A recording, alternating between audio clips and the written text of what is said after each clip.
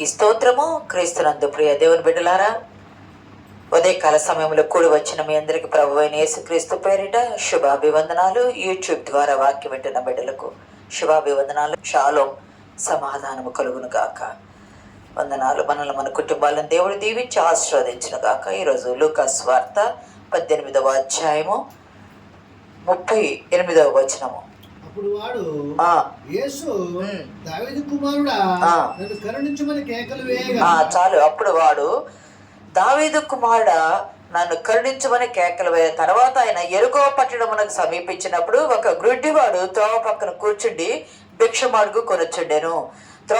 ఆయన ఎక్కడి నుండి వస్తున్నాడు అంటే యెరూషలేము వెళ్ళటానికి వస్తున్నాడు. ప్రభువారు యెరికోకు సమీపంగా వచ్చారు. అసలు మనం యెరికో గురించి చెప్పుకోవాలంటే, యేసు ప్రభు వారు పుట్టిందేమో యోదయాలో, పెరుగుతుందేమో ఆయన గలిలయ దేశంలో. యోదయాకు గలిలయకు మధ్యలో సమరియా దేశం ఉంటుంది మ్యాప్ ప్రకారం. అంటే 3 దేశాలు, యోదయ, సమరియా, గలిలయ. ఎక్కడో గలిలయ పైన ఉంటుంది. పైనుండి యెరూషలేముకి ఇటు కిందికి రావాల్సి వస్తుంది. వచ్చే సమయంలో సమరియా దాటి రావాలా. గలిలయకు సమరియాకు మధ్య ఉన్న యోర్దాను నదిని దాటి వచ్చి మళ్ళా యెరూషలేము యెరికో ప్రాంతం మీదుగా రావాలా. యెరికో ప్రాంతం ఎట్లా ఉంటుందయ్యా అని అంటే, చుట్టూ ప్రపంచంలోనే 5,000 సంవత్సరాల క్రిందట నిర్మించబడిన ప్రాకారాలు గల పట్టణం అని చరిత్రకారుల అభిప్రాయం. ప్రాకారాలు గల పట్టణము అత్యంత పురాతనమైంది. అది గమనిస్తే యోర్దానుకు 5 మైళ్ళ దూరంలో ఉంటుంది. చుట్టూ తిరిగి వస్తే పశ్చిమానుడిది, చుట్టూ తిరిగి వస్తే యెరూషలేము నుండి 12 మైళ్ళ దూరంలో ఉంటుంది. అది లోయల ప్రాంతం అంట. యెరూషలేము బాగా కొండ మీద ఉన్న ప్రాంతము, యెరికోనేమో లోయలో ఉండే మైదాన ప్రాంతం లాగా డౌన్గా ఉండేది. అంతేకాదు మంచి పంటలు పండే ప్రాంతం అంట. నీరు సమృద్ధి, మంచి పంటలు పండే ప్రాంతము. కానీ అక్కడ వాళ్ళు యుద్ధాలు వస్తే మాత్రము యుద్ధాలు చేసేవాళ్ళు కాదంట. వెళ్ళిపోయి దాక్కునేవారంట. పట్టణాల్లో దాక్కునే ప్రజలంట. కానీ ఇది సువాసన గల పట్టణము. యెరికో అంటే అర్థం సువాసన గల పట్టణము.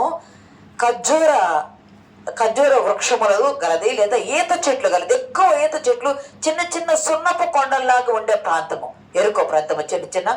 అందుకని అక్కడ మీరు గుర్తుందా, ఒకసారి యెహోషువ కాలంలో ఇది వేగు చుట్టానికి వెళ్ళినప్పుడు ఇద్దరు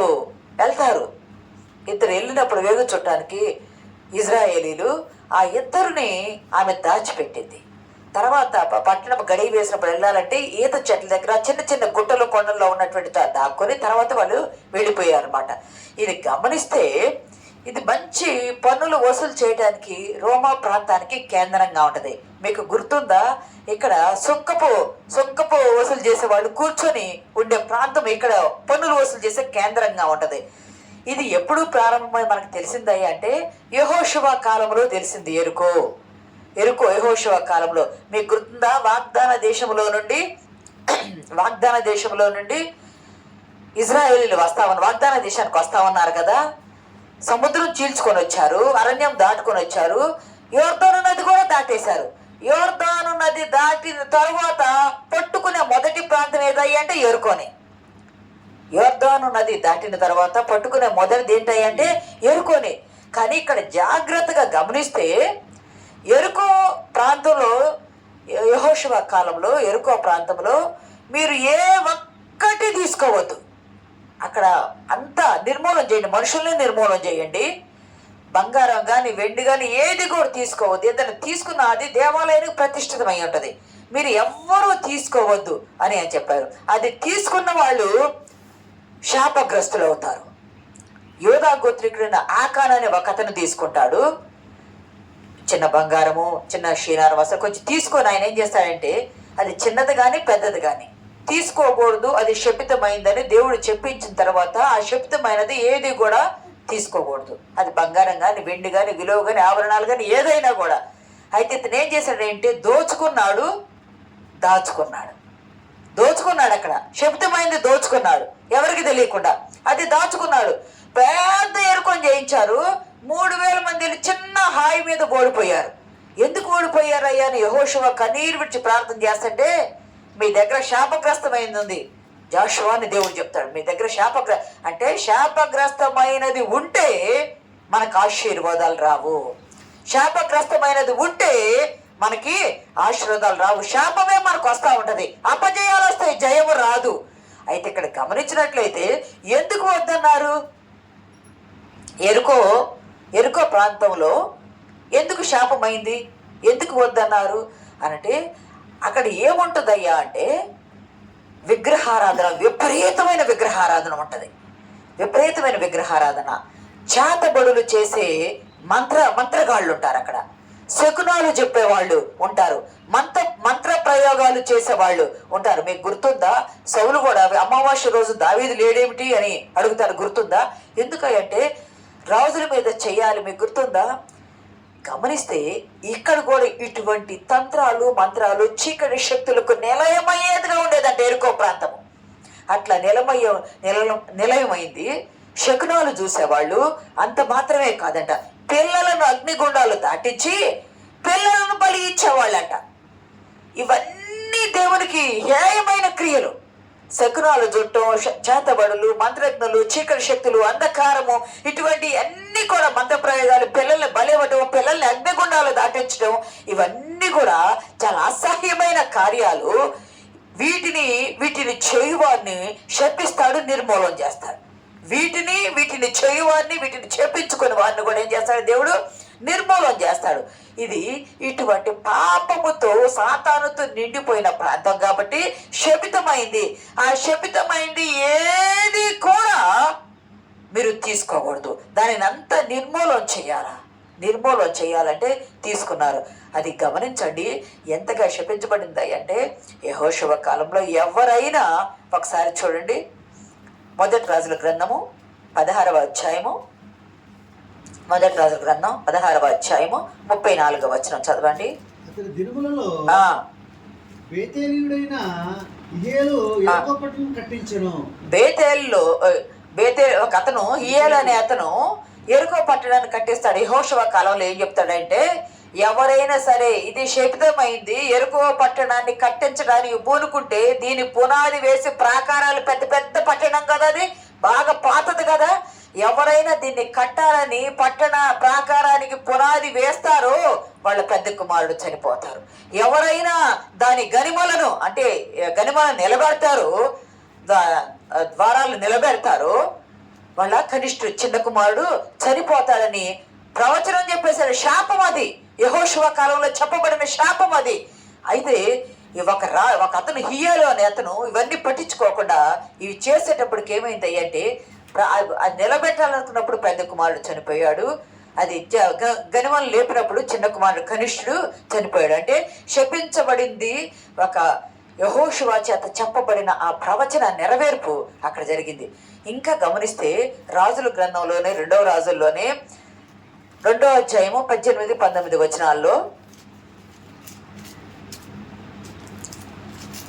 వారు ఎరుకో పట్టణం ముందు ఆగి ఉన్న ఎలీషా ఎక్కడున్నాడు అంటే ఎరుకో పట్టణం మందు ఆగి ఉన్నాడు. ఎందుకంటే ఏలి ఆరోహణమా వెళ్ళిపోతున్నాడు, ఎరుకో దగ్గర ఆగిపోయాడు ఎలీషా. అక్కడ ప్రజలు వచ్చంటారు, అయ్యా ఈ ఎరుకో ప్రాంతం చదవయ్యా.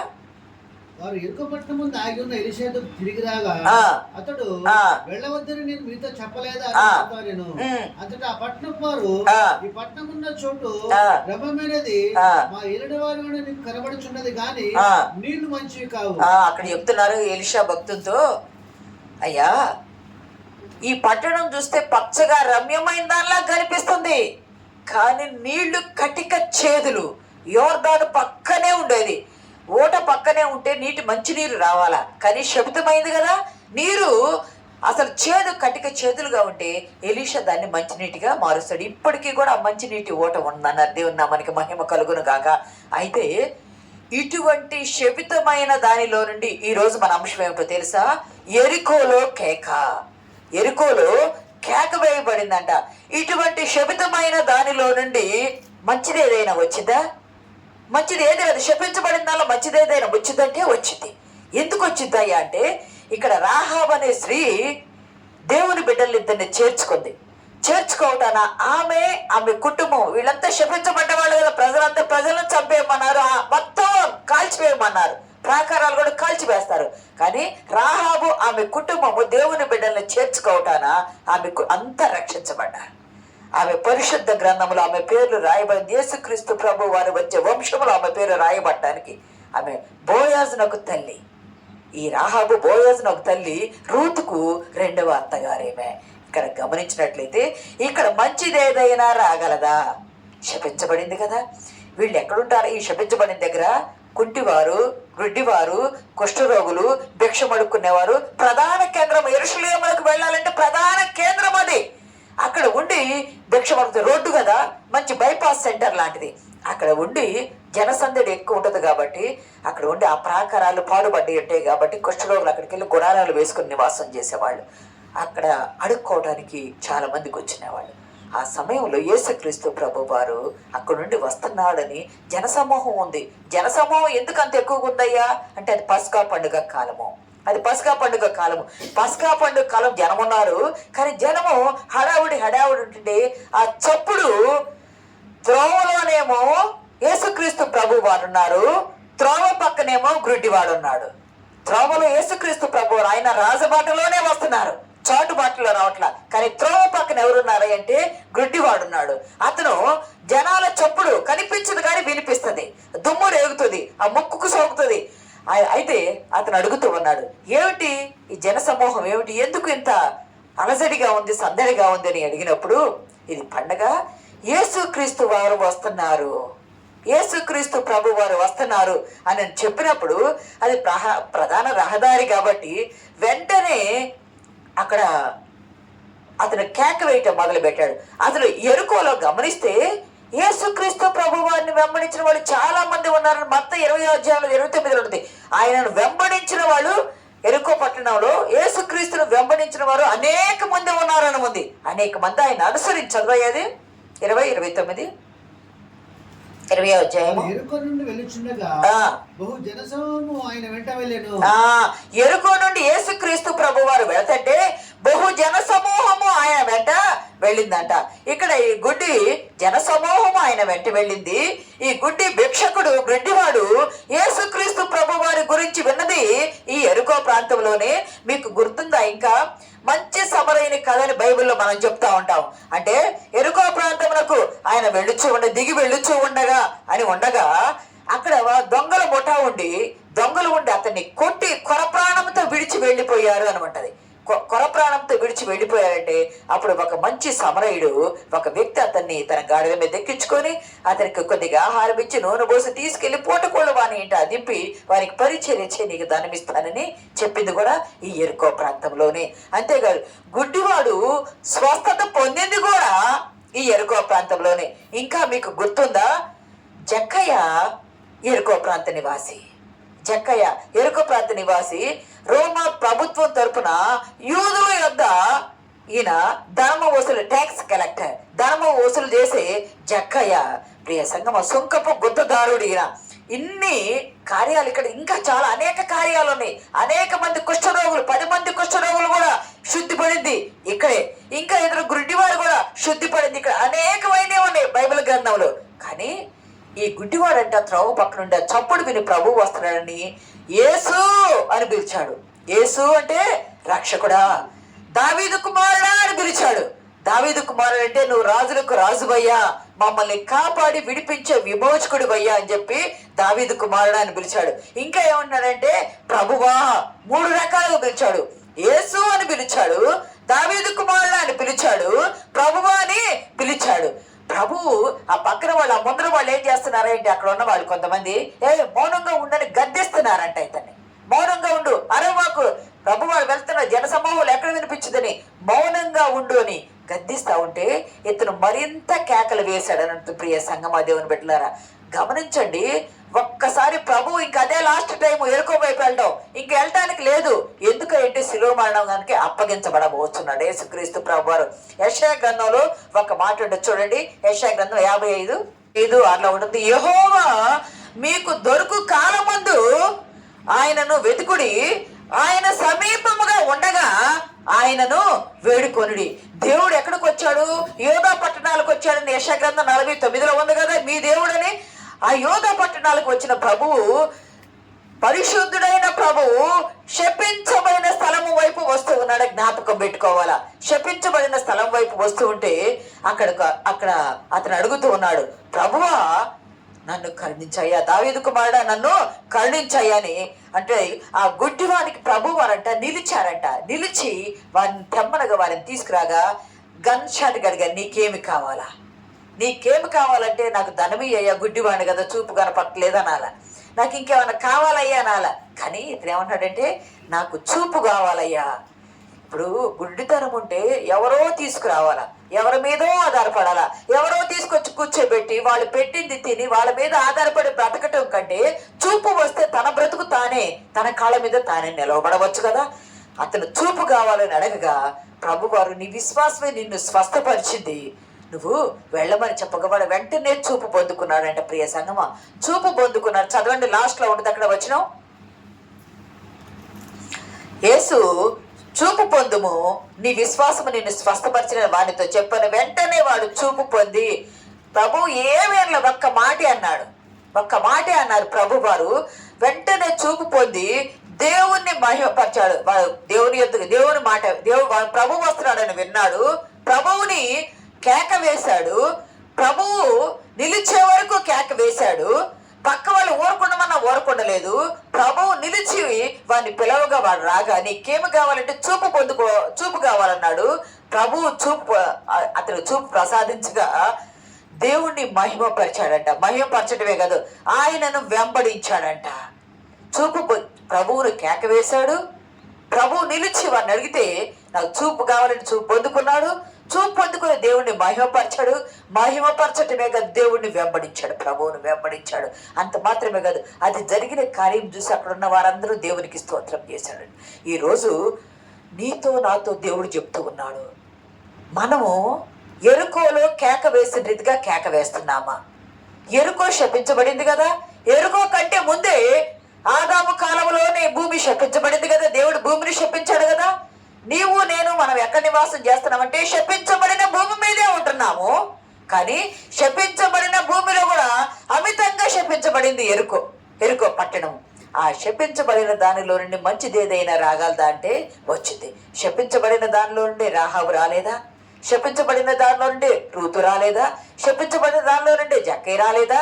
శపించబడిన దానిలో నుండి సమరయుడు మంచి సమరయుడు ఒక అతనికి రక్షణ స్వస్థత చేకూర్చడానికి సమయమే లేదా? ఆయన యేసుక్రీస్తు ప్రభు వారు మంచి సమరయుడిగా ఉన్నారు కదా. ఇక్కడ మనం గమనిస్తే అతను రక్షణ పొందుకున్నాడు. అంటే ప్రభువును వెంబడించాడు. వెంబడించుట అంటే రక్షణ పొందుకున్నాడు. మన జీవితాల్లో కూడా ఎన్నో కార్యాలు జరుగుతాయి. కానీ జరిగిన కార్యాలన్నీ విడిచిపెడతాము. జరగని సమస్యను పట్టుకొని ప్రభువు మమ్మల్ని చూడలేదని మనం ప్రభువును విడిచిపెడతాము. ప్రభు మన చోట్లేదు. మరి ఈ జరిగిన కార్యాలన్నీ ఎవరు చేశారు? మనం చేసుకున్నామా? ఈ జరిగిన కార్యాలను మన జీవితంలో మనం చేసుకోలేదు కదా. దేవుడు తోడుగా ఉంటేనే మనకు జరిగింది. ఏదైనా కార్యం ఆలస్యం అవుతా ఉంటే మనం ఏం చేస్తామా అంటే ప్రభువు మీద అలుగుతాం, దేవుని మీద అలుగుతాం. దేవుడు నాకేమీ చేయట్లా, నా సమస్యలు పరిష్కారం కావట్లా. దేవుని మీద అలిగితే ఆకాశం మీద ఉమ్మి వేస్తే మన మీదే పడుతుంది కదా. దేవుని మీద అలిగితే మనకు నష్టం కానీ దేవునికి నష్టం కాదు కదా. అయినా దేవుడు ప్రేమగల దేవుడు. నీవు ఎలా పిలవాలయ్యా అంటే, ప్రభువు నీ సమీపంగా వస్తున్నాడు, ఆయన నువ్వు వెతుకో. నీ సమీపంగా వస్తున్నాడు, ఆయన నువ్వు వేడుకో.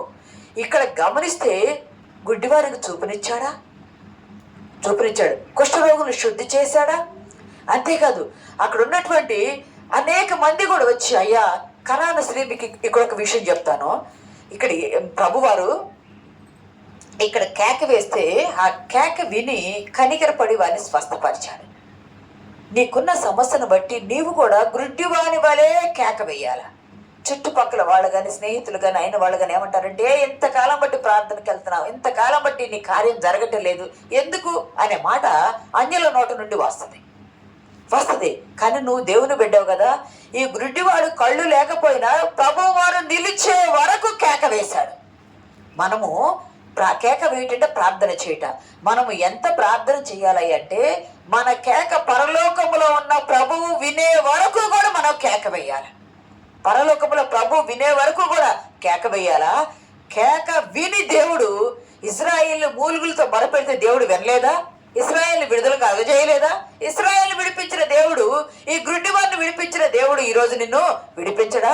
కనాను స్త్రీ చూడవలసిన ఎదుగున మత్తయి సువార్త 15వ అధ్యాయంలో కనాను స్త్రీ, దావీదు కుమారుడా నన్ను కరుణించయ్యా, నా కుమార్తె దయ్యం బట్టి బహు బాధపడుతున్నదంటే ఆమె మాట ప్రభు వినకుండా వెళ్తా ఉంటే ప్రభువు వినే వరకు తూరు సీదోను 2 ప్రాంతాల నుండి వెంబడించిందామా. అంటే ప్రభు వినే వరకు కూడా, ప్రభు ఖండించే వరకు కూడా ఆమె కేక పెట్టింది. అంటే మనలో ఉన్న ఓర్పు, సహనము సమాధానంగా మారే వరకు దేవుడు సమయం ఎదురు చూస్తాడు. సమస్యకు పరిష్కారం రావాలంటే నీలో ఎంత ఓర్పు ఉంది, నీలో ఎంత సమాధానం ఉంది, నువ్వు ఎంతగా ఓర్చుకోగలవు, దేవుడు ఇచ్చే వరకు ఓర్చుకోగలవా, లేదా తిరుగుబాటు చేస్తావా ఆదాము వలె అని ప్రభు వారు ఎదురు చూస్తారు. అంటే ఈ గుడ్డివాడు కేక వేసే రీతికి మనం కేక వేసే ఇదిగా ఉండాలి. 10 మంది కుష్ఠరోగులు ప్రభువా మమ్మల్ని శుద్ధి చెయ్యయ్యా అని అడిగితే ప్రభు వారు శుద్ధి చేయలేదా? మరి శుద్ధి చేశారు కదా. వారి కేకలు, గుడ్డివాని కేక విన్నాడు కదా, కనాను స్త్రీ కేక విన్నాడు కదా, 10 మంది కుష్ఠరోగులు కేక విన్నాడు కదా. ఒక వ్యక్తి వచ్చి అయ్యా నా కుమారుడు చాంద్రరోగి అయి ఉన్నాడయ్యా అంటే నీళ్ళలో జలద రోగం వస్తాయి, నీళ్ళలో పడతాడు, వెంటనే నిప్పుల్లో పడతాడు, మంట వచ్చేస్తుంది, వెంటనే నీళ్ళలో పడతాడు.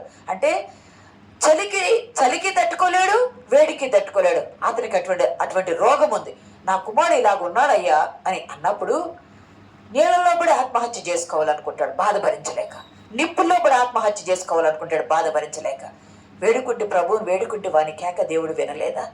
ఇంతమంది కేక విన్న దేవుడు ఈరోజు నీ కేక ఎందుకు వినడు? నీ కేక ఎందుకు వినడు? కానీ నువ్వు గుడ్డివాని వలె కేక వేయటం లేదా? గుడ్డివాని వల్ల నువ్వు కేక వేయటం లేదా? లేదా ఎక్కడున్నారు? శపితమైన భూమిలో ఉన్నారు వీళ్ళు, శపించబడిన ఎరుకలో ఉన్నారు. ఒకవేళ నీ కేక వినపట్టం లేదు అంటే శపించబడినటువంటి తలంపులు, ఆలోచనలు, క్రియలు నీలో ఏమన్నా ఉన్నాయా? శపించబడిన స్థలంలో ఉన్నారు, అయినా అక్కడ కూడా ప్రభు కేక వేస్తే, విశ్వాసంతో కేక వేసిన వారి మనవి ప్రభు విన్నాడు. యేసుక్రీస్తు ప్రభు వారు త్రోవలో ఉన్నాడు, వాడు త్రోవ పక్కన ఉన్నాడు. మరి ఈరోజు నువ్వు కేక వేస్తే నీ కేక పరమునకు వినబట్టం లేదా? ప్రభువు నువ్వు ప్రార్థన చేస్తే నీ సమీపంగా రావటం లేదా? నీకు సమాధానం ఎందుకు కలగటం లేదు? ఎందుకు నువ్వు దేవుణ్ణి ఘనపరచట్లేదు? అంటే దేవుడు నీకు చేసిన మేళను బట్టి నువ్వు దేవుణ్ణి మహిమపరచటం లేదా? ఆయన్ని వెంబడించటం లేదా? ఆయన కేక వినపడే రీతిగా నువ్వు ప్రార్థన చేయటం లేదా? ఆయన ఎందుకు విశ్వాసం ఉంచట్లేదా? ఏమి లోపం వచ్చింది? ఏ లోటు ఉంది? ఏ శపించబడింది నీ హృదయంలో ఉంది, నీ కుటుంబంలో ఉంది? నువ్వు శపించబడిన స్థలంలో ఉన్నా, శపించబడిన వంశంలో ఉన్నా, శపించబడిన జాతిలో ఉన్నా, శపించబడిన జీవితం ఏదైనా నువ్వు విశ్వాసంతో దేవుని వైపు చూస్తే, శపించబడిన స్థలంలో నీవు నివాసం చేస్తూ ఉన్నా విశ్వాసంతో దేవుని వైపు చూస్తే దేవుడే నీ యొద్దకు దిగి వస్తాడు. మీకు గుర్తుందా? జక్కయ్య ప్రభు అంటున్నాడు ఆ దారికి వచ్చినప్పుడు, జక్కయ్య త్వరగా దిగయ్యా, కేక వేశారు. త్వరగా జక్కయ్య దిగు అనలా, త్వరగా దిగు అని కేక వేశారు. ఎందుకు కేక వేశారంటే చెట్టు ఎక్కవలసింది అంటే మ్రాను ఎక్కవలసింది, మ్రానున వేలాడిన వాడు శాపగ్రస్తుడు కదా, బైబిల్ ప్రకారం ఉంది కదా. శాపగ్రస్తుడైతే నువ్వు శపితమైన పట్టణంలో ఎరుకోలో నీవున్నా, నన్ను చూడాలనే ఆశ నీలో విశ్వాసం ఉంది కాబట్టి ఆ విశ్వాసాన్ని బట్టి నువ్వు చెట్టు త్వరగా దిగు. ఎందుకు త్వరగా దిగాలి అంటే నేను త్వరగా ఆ చెట్టు ఎక్కబోతున్నా, సిలువ మ్రాను నేను ఎక్కబోతున్నా. శపితమైనది శాపగ్రస్తాన్ని, ఆ శాపాన్ని నేను నా మీద వేసుకుంటున్నా. సిలువ మీద వేలాడిన వాడు శాపగ్రస్తుడు కదా, ఆ శాపాన్ని నా మీద వేసుకున్నా. నీవు త్వరగా దిగు జక్కయ్య అని చెప్పి జక్కయ్యను కేక వేసి త్వరగా దిగాడు. దిగి శపితమైంది ఎరుకో, జక్కయ్యను బ్రాను మీద నుండి దింపి బ్రాను మీద ప్రభు ఎక్కాడు. జక్కయ్య ఇంటికి వెలుగొచ్చింది, జక్కయ్య ఇంటికి రక్షణ వచ్చింది. జక్కయ్యను అబ్రహాము కుమారుడిగా చేశాడు యేసుక్రీస్తు ప్రభువారు. అబ్రహాము కుమారుడైన యేసుక్రీస్తు ప్రభువారు తాను శాపగ్రస్తుడయ్యారు. ప్రియ సంగమా, ఇక్కడున్న గుడ్డివాడు త్రోవ పక్క ఉన్నాడు, త్రోవలో ప్రభువారు ఉన్నారు. మౌనంగా ఉండు అని కేకలు వేయొద్దు అని వారు అన్నారు. అయినప్పటికీ వారు కేకలు వేస్తూ ఉన్నారు. కేకలు వేస్తే యేసు అన్నాడు, దావీదు కుమారుడు అన్నాడు, ప్రభువా అన్నాడు. ఇవన్నీ అని ఏమి కావాలంటే చూపు కావాలన్నాడు. చూపు పొందుకున్నాడు. ఆయన్ని దేవుని మహిమపరిచాడు, ఆయన్ని వెంబడించాడు, ఆయనను స్తోత్రము చెల్లిస్తూ ఆయన వెంట వెళ్ళాడు. ప్రియ సంగమా, దేవుడు దగ్గరగా ఉన్నప్పుడు, ఆయన సమీపంగా ఉన్నప్పుడు ఆయనను వెతకాలి. ఆయన దగ్గరకు వచ్చినప్పుడు ఆయనను వేడుకోవాలా. ప్రభు సమీపంగా వచ్చాడు గుడ్డివానికి. సమయం పోతే మళ్ళా రాదు. యెషయా 56:6 చెప్పుకున్నాం కదా, సమయం పోతే రాదు. ఎంతమంది కేక విన్నాడు దేవుడు. గుడ్డివాని కేక విన్నాడు, కనాను స్త్రీ కేక విన్నాడు, కుమారుని కొరకై తండ్రి వేసిన కేక విన్నాడు, 10 మంది కుష్ఠరోగుల కేక విన్నాడు. ఈరోజు జక్కయ్య దగ్గరకు వచ్చి ప్రభువు కేక వేశాడు. కేక వేస్తే ప్రభువు వేసిన కేక జక్కయ్య విని దిగి వస్తే వెలుగు, రక్షణ కుటుంబానికి ఆశీర్వాదం వచ్చింది. అబ్రహాము కుమారుడనే ఆశీర్వాదం వచ్చింది. మరి ప్రభువు వినేటట్టు మనం కేక వేస్తున్నామా? మనలో శబ్దమైంది ఏదైనా ఉంటే ప్రభువు విడిచిపెట్టమని చెబుతున్నాడు. శబ్దమైంది దాచుకోవద్దు, దోచుకోవద్దు. దాచుకున్న ఆకాను శపించబడ్డాడు. శబ్దమైంది ఏది కూడా మనలో ఉండకూడదు. యేసుక్రీస్తు దగ్గరగా ఉండేటట్టు మనం కేక వేయాలా? ఆ కేక ఆయన వినేటట్లు మనం ప్రార్థన చేయాలా? ఆయన ఆగాడంటే మనం కనికరం పొందుకున్నట్టే. నేను నీకేమి చేయాలని ప్రభు కోరుకుంటే నీకేమి కావాలో సొలొమోను అడిగినట్టు ఖచ్చితమైన మాట్లాడగల, గుడ్డివాడు అడిగినట్టు ఖచ్చితమైన మాట్లాడగల. అడిగితే ఆయన ఇచ్చే దేవుడు,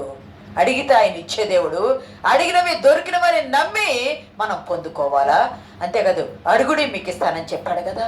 అడిగి ఇచ్చే దేవుడు మనకున్నాడు కాబట్టి అడిగి మనకి ఇవ్వబడి, నన్నేమి అడిగినా నేను మీకు ఇస్తానన్నాడు. ఆయన నన్నేమి అడిగినా నేను మీకు ఇస్తానంటున్నాడు. మీకేది ఇష్టమో అడుగుడి, అది నేను మీకు అనుగ్రహిస్తానన్నాడు. కొదవగా ఉన్నాయి అడగండి, మీకేమి కొదవ ఉంది ఆ కొదవగా ఉన్నాయి అడగండి, ఆ కొదవలు నేను తీరుస్తానన్నాడు. నీ మనవి విని ఆలకించి అనుగ్రహిస్తానంటున్నాడు. అంతేకాదు మీ సంతోషము పరిపూర్ణమగినట్టు అడగండి, నేను మీకు ఇస్తాను. గుడ్డివాడు సంతోషం పరిపూర్ణమయ్యేటట్టు అడిగాడు. చూపు కావాలయ్యా అని ప్రభువు నిలిచాడు, పిలిచాడు. వాడిని ఏమి కావాలని అడిగాడు. వాడిని నువ్వు వెళ్ళు విశ్వాసం అన్నాడు. దేవుణ్ణి మహిమపరిచాడు, దేవుణ్ణి స్తుతించాడు. జరిగిన కార్యాన్ని బట్టి అనేకులు స్తుతించారు, దేవుణ్ణి వెంబడించారు. గుడ్డివాణ్ణి వరవిన్న దేవుడు, జక్కయ్యను కనికరించిన దేవుడు ఈరోజు నీతో నాతో కూడా అంటున్నాడు. శబ్దమైన నీలో ఏదైనా ఆలోచన అయినా సరే ఏదైనా ఉంటే విడిచిపెట్టు. ఎందుకంటే నీవు శాపగ్రస్తుడివైతే నీ శాపము నా మీద వేసుకునే ప్రాణుపై నేను వేలాడబడ్డాను. నీ శాపాన్ని నేను ఆశీర్వాదంగా మారుస్తున్నాను. ఎందుకంటే ఆశీర్వదించబడే ప్రభువే మన యొద్దకు వచ్చాడు. మన శాపాన్ని తీసుకుని మనకు ఆశీర్వాదం ఇవ్వడానికి ఆయన వచ్చాడు. మరి మనం ఎలాగున్నామో మనల్ని పరిశీలన చేసుకుని దేవునికి ఇష్టము కానీ ఏదైనా ఉంటే అది విడిచి, ఆ శబ్దమైంది విడిచి ప్రభు వారి వైపు ప్రభు నిలిచే కేక వేస్తే గుడ్డివాని మొర విన్న దేవుడు ఈరోజు నీ మొర నా మొర విని మనకు సహాయం చేయటకు ఆయన సిద్ధపడి ఉన్నాడు. ఆయన ఏమి చేయటికైనా సమర్థుడు. ఆయనకు అసాధ్యమైంది ఏది కూడా లేదు. అద్భుత కార్యాలు మన జీవితంలో జరిగినట్లు పరిశుద్ధాత్మ దేవుడు మనకు సహాయం దయచేయను గాక. యేసుక్రీస్తు దొరికే కాలంలో ఆయన మనం ఉపయోగించుకోవాలి. ఆయన ఉపయోగించుకోకపోతే శాపగ్రస్తులం అవుతాం. ఉపయోగించుకునే వారు లాగా ఉండడం పరిశుద్ధాత్మ దేవుడు మనకు సహాయం దయచేయను గాక. ఆమేన్.